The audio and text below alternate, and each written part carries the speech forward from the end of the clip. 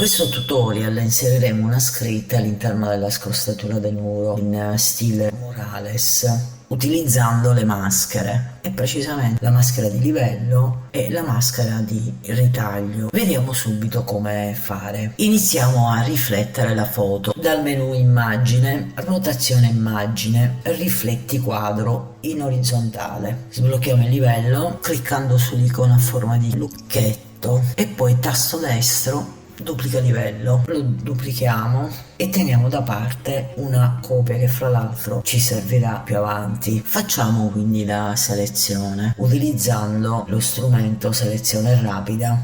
Lo attiviamo dalla barra degli strumenti a sinistra. Abbiamo la nostra selezione, adesso aggiungiamo anche l'altra parte di intonaco, quello in basso, con aggiungi a selezione. Dalla barra delle applicazioni in alto e il pulsantino con il pennello e il segno più. Col pulsantino invece col segno meno togliamo i mattoncini che sono rientrati nella selezione, togli a selezione, e direi che va bene così. Possiamo caricare la maschera di livello cliccando sul tasto a forma di quadrato nel pannello livelli, e quindi adesso avremo il livello mascherato e la foto così come l'abbiamo caricata. Adesso aggiungiamo il testo. Naturalmente dobbiamo scegliere un carattere che si adatti allo stile, quindi attiviamo lo strumento testo dalla barra degli strumenti a sinistra e il pulsantino con la scritta T e posizioniamo il livello sul foglio di lavoro. Selezioniamo il carattere, anche se io lo avevo già impostato prima, digitiamo il testo che ci servirà per formare la nostra scritta, riduciamo il carattere,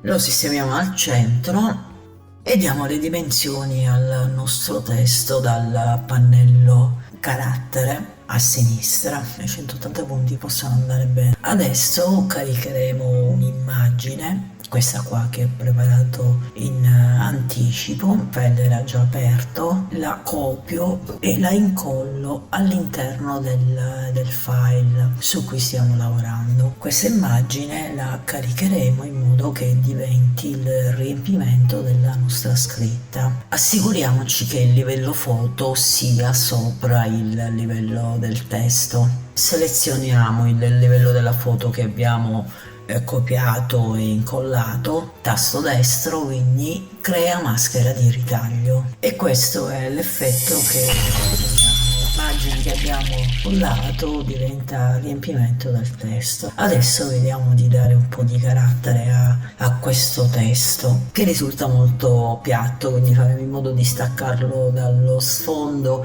applicando gli stili di Photoshop. Apriamo quindi il pannello stili premendo sul pulsante FX posto sotto il pannello dei livelli e vediamo di dare tridimensionalità al nostro testo. Dal pannello stile livelli attiviamo la traccia, clicchiamo sulla casella colore presente all'interno della finestra stili, scegliamo un colore più scuro, il nero, attiviamo lo spessore della traccia, la posizione, dopodiché diamo un'ombra interna, aggiungiamo una finitura lucida con il metodo di fusione moltipli, impostiamo bene tutti i parametri e adesso il testo sembra più staccato dallo sfondo. A questo punto duplichiamo i livelli, il livello della scritta e il livello della maschera di ritaglio, li trasciniamo sotto e ricreiamo la maschera di ritaglio e cambiamo la scritta, digitiamo e scriviamo wall. Trasciniamo i due livelli sotto il livello maschera perché la scritta deve andare a finire all'interno del muro scostato. Li ho raggruppati nel gruppo 1 e li ho messi sotto il livello maschera, quello con il quadratino accanto bianco e nero.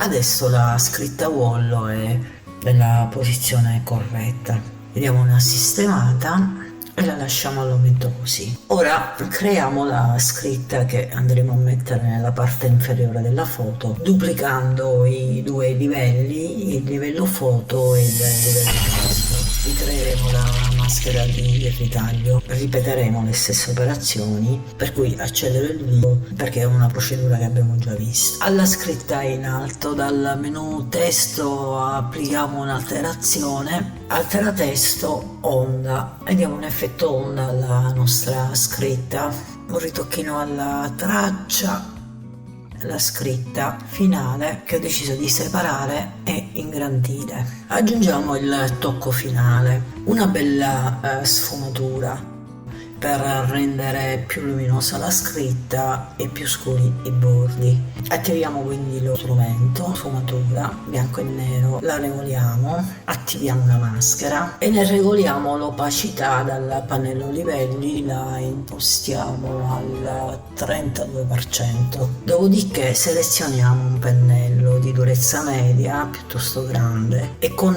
il colore nero attivo passiamo sulla nostra maschera nelle zone dove vi è la scritta per eliminare l'effetto della maschera in quei punti.